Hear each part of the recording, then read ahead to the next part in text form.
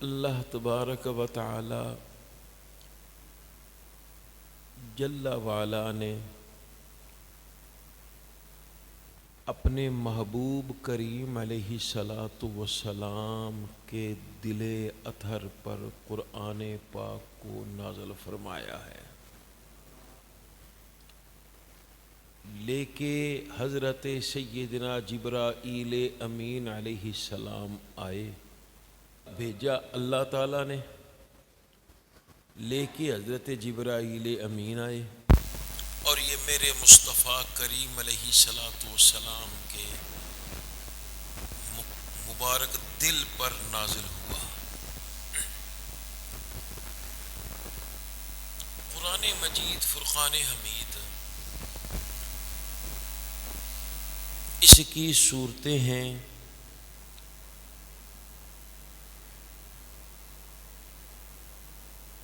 پہلی سورہ پاک، اس کا نام ہے فاتحہ،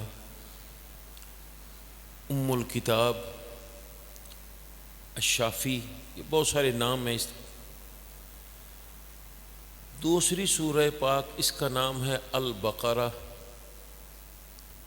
پھر ایک سورۃ پاک کا نام ہے النساء، ایک کا نام ہے المائدہ، ایک کا نام ہے الانعام،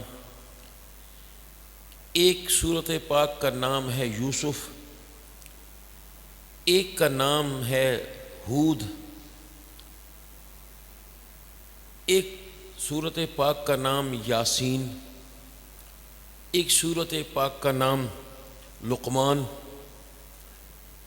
ایک سورۃ پاک کا نام ابراہیم، حتیٰ کہ ایک سورۃ پاک کا نام ہے نمل، جس کا معنی ہے چیونٹی۔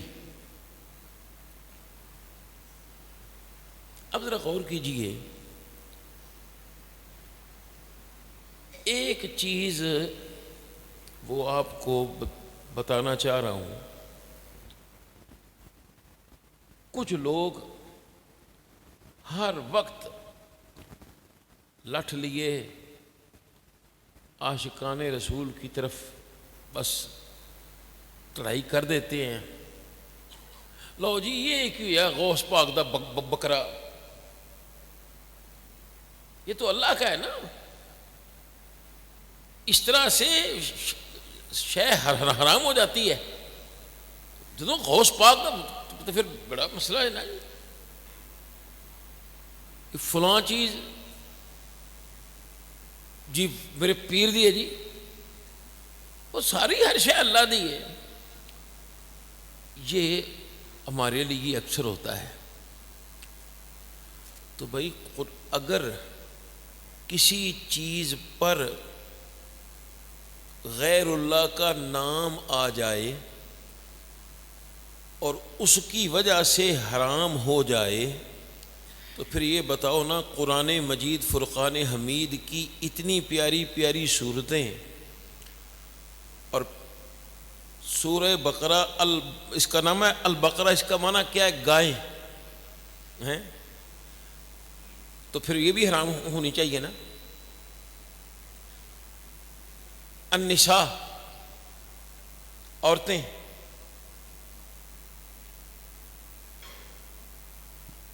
مائدہ، دسترخوان،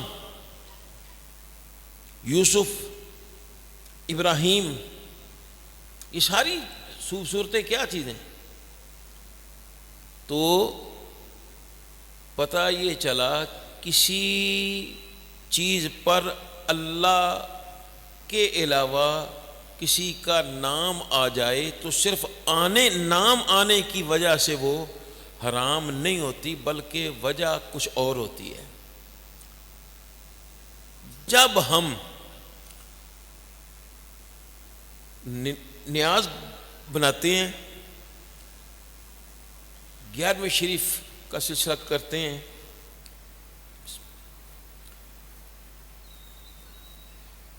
اب پیارا پیارا سال شروع ہونے والا ہے۔ محرم شریف میں ختم شریف کا سلسلہ کرتے ہیں تو ہم بکرا لے کے آتے ہیں، ہم کہتے ہیں امام حسین پاک دا بکرا. تو بھائی اصل بات کیا ہے، اگر یہ کہیں کہ یہ بکرا امام حسین پاک کا ہے، بس اللہ کا کوئی نہیں ہے، تو پھر یہ معاملہ گڑبڑ ہوگا. لیکن اگر یہ کہا جائے کہ یہ بکرا ذبح تو اللہ کے نام پر کیا جائے گا، اور اس بکرے کو حضرت سیدنا امام حسین رضی اللہ تعالی عنہ میں جو آپ کے اصال ثواب میں جو نظر نیاز بنتی ہے تو اس میں ڈالا جائے گا تو کوئی مسئلہ نہیں ہے. تو اللہ تبارک و تعالی جل وعلا ہمیں اس چیز کو سمجھنے کی توفیق عطا فرمائے. یہ پیارا پیارا قرآن مجید فرقان حمید اللہ تعالیٰ نے مصطفیٰ کریم علیہ السلام کے دل اقدس پر نازل فرمایا، اور کس پیاری پیاری انداز میں. لو انزلنا هذا القرآن على جبل لرأيته خاشعا متصدعا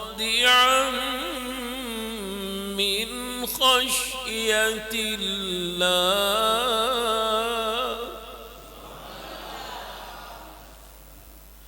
اگر ہم یہ قرآن مجید کسی بڑے پہاڑ پر نازل کرتے تو دیکھتے کہ وہ پہاڑ اللہ کے خوف کی وجہ سے ریزہ ریزہ ہو جاتا.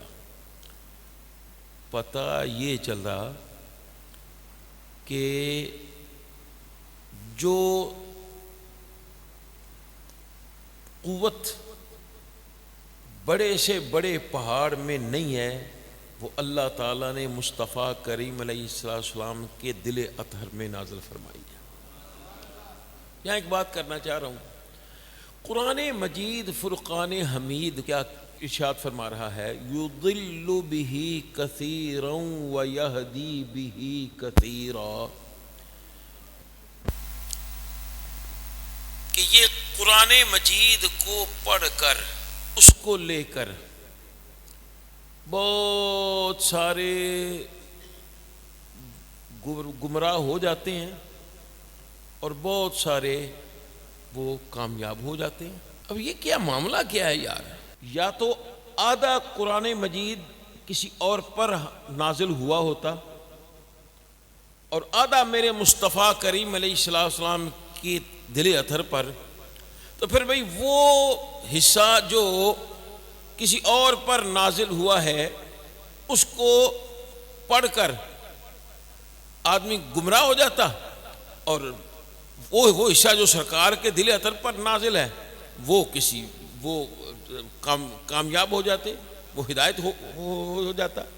یا آدھا قرآن پاک یا کچھ حصہ قرآن پاک کا اللہ تبارک و تعالی جل وعلا نے نہ بھیجا ہوتا اور کچھ اللہ تعالیٰ نے بھیجا ہوتا، تو وہ حصہ جو اللہ نے نہیں بھیجا اس کو پڑھ کر تو لوگ گمراہ ہو جاتے. اور جو اللہ تعالیٰ نے بھیجا ہے، جب سارا ہی قرآن پاک اللہ نے نازل فرمایا ہے، سارا ہی قرآن پاک مصطفیٰ کریم علیہ السلام کے دل اطہر پر نازل ہوا ہے، پھر یہ کیا معاملہ ہے یار؟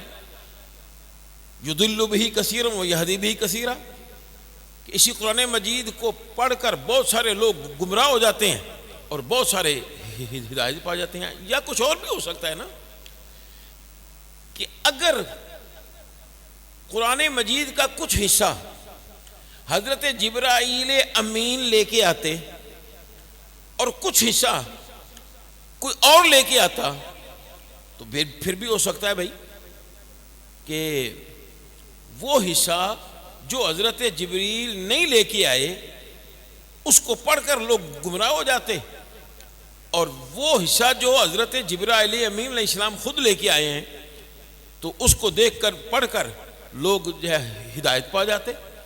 تو یہ معاملہ کیا ہے؟ سارا ہی قرآن پاک اللہ نے بھیجا، سارا ہی قرآن مجید میرے مصطفیٰ میں اسلام کے دل اطہر پر نازل ہوا، سارا ہی قرآن پاک حضرت جبرائیل امین لے کے آئے. تو پھر یہ معاملہ کیا ہے؟ قرآن مجید کے کچھ حصے کو لے کر انسان وہ کہہ رہے ہیں اس کو ہدایت، یہ کیا معاملہ کیا ہے؟ تو بھائی سنو، قرآن مجید فرقان حمید کی سب سے بہترین تفسیر وہ خود قرآن مجید ہے. پھر اس کے بعد سب سے بڑی تفسیر مصطفیٰ علیہ السلام کی ذات پاک ہے. تو جس نے قرآن مجید کو اپنی عقل سے پڑھا، جس نے مصطفیٰ کریم علیہ الصلاۃ والسلام کی حدیث پاک کو چھوڑ کر پڑھا، وہ گمراہ ہو گئے.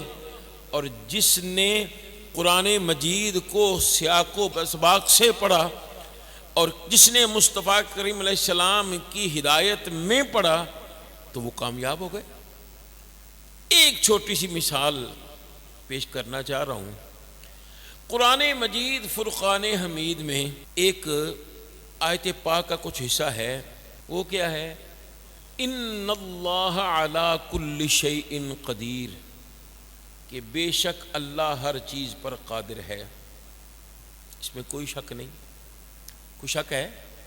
لیکن جس نے قرآن مجید فرقان حمید کو اپنی عقل سے پڑھا، مصطفیٰ کریم علیہ الصلاۃ والسلام کی ذات کو سامنے نہ رکھا اور قرآن خود کیا کہہ رہا ہے اس کو سامنے نہ رکھا، تو وہ گمراہ ہو جائے گا. جیسا کہ کچھ لوگوں نے لکھا کہ اللہ تبارک و تعالی جل وعلا جھوٹ بول سکتا ہے، اور نیت قرآن پاک کی اس آیت کو نکالا کہ چونکہ اللہ تعالی ہر چیز پر قادر ہے اس لیے معاذ اللہ ثم معاذ اللہ اللہ تعالیٰ جھوٹ بھی بول سکتا ہے.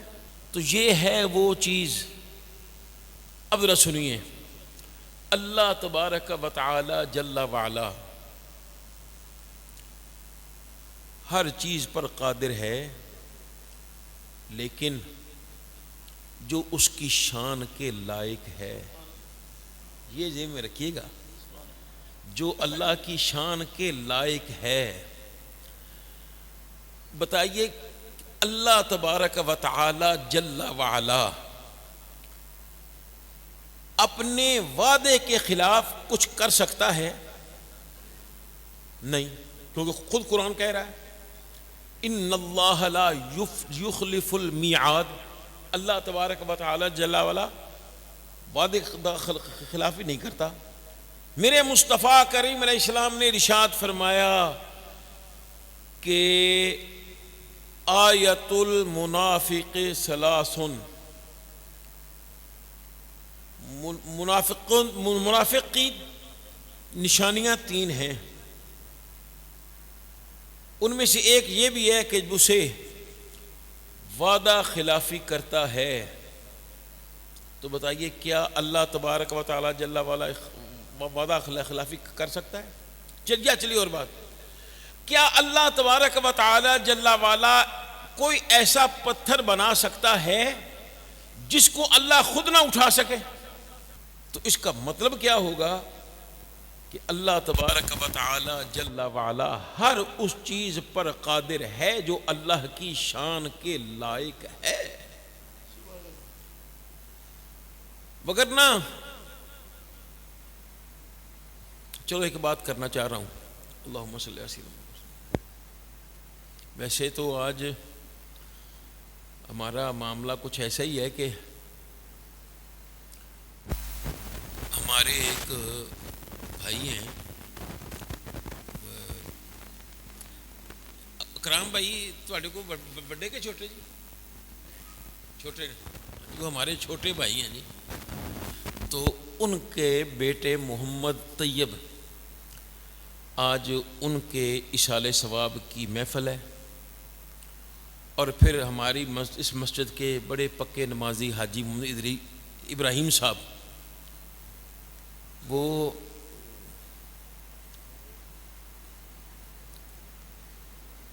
دور سے آتے، کہاں سے آتے میں نہیں بتاتا، وہ صرف آتے دور سے،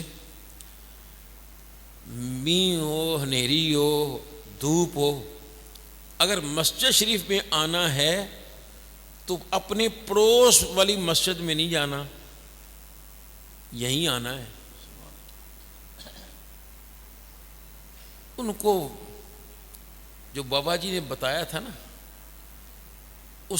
وہ آپ ان کے دل پر نقشہ، اور اس کا میں کچھ اپنے انداز میں بیان کرتا ہوں کہ میرے پاس کوئی کہتا جی فلانا جناب جی، تو ہم کہتے ہیں بھی ہمیں تو نہیں پتہ کوئی ہے یا نہیں ہے، بس ہم اتنا بات کرتے ہیں کہ دیکھو، کوئی میری ماں کو اگر کافرہ کہہ دے، مینوں جننا ہی پیارا ہوئے، جیڑا میری ماں نو چنگا نہ سمجھے تو میں اس کے پیچھے نماز پڑھوں گا؟ بولیے۔ بلکہ میں نے ایک آدمی کو کہا جی نماز پڑھنا تو بڑی دور ہے، میں انہوں نے کہا سلام نہ لواں جیڑا میری ماں نہ یہ جیسا سلسلہ کرے۔ تو یار ہمارے نبی پاک صلی اللہ علیہ وسلم کی والدہ ساتھ میرے سرکاری علیہ وسلم کی والد ماجد، تو کیا ان کی اتنی شان ہے کہ لوگ کہہ دے رہے جناب اللہ جی میں وہ اللہ کرے وہ لفظ میری زبان سے نکلے ہی نہ، اللہ اکبر۔ بھائی یہ دنیا تو چند دن کی ہے، پتہ تو چلے گا قبر میں۔ جس نے میرے مصطفیٰ کریم علیہ الصلاۃ والسلام کے ساتھ محبت کی، وہ سرکار دو عالم وسلم کے ساتھ نسبت رکھنے والی ہر چیز کو محبت کرتا ہے۔ اولاد پاک ہو تو بھی ہمارے سر آنکھوں پر، اصحاب ہوں تو بھی ہمارے سر آنکھوں پر، پھر میرے مصطفیٰ علیہ السلام کے والدین کریمین طیبین طاہرین رضی اللہ عنہ وہ ہمارے سر اوپر، بہت اوپر۔ تو خیر میں بات کریں کہ وہ حاجی محمد ابراہیم صاحب رحمۃ اللہ تعالی علیہ، آج ان کا بھی ایصال ثواب کا سلسلہ پروگرام ہے، تو اللہ تبارک و تعالی جل وعلا قرآن پاک کا صدقہ اس پر ہم پہ کرم فرمائے۔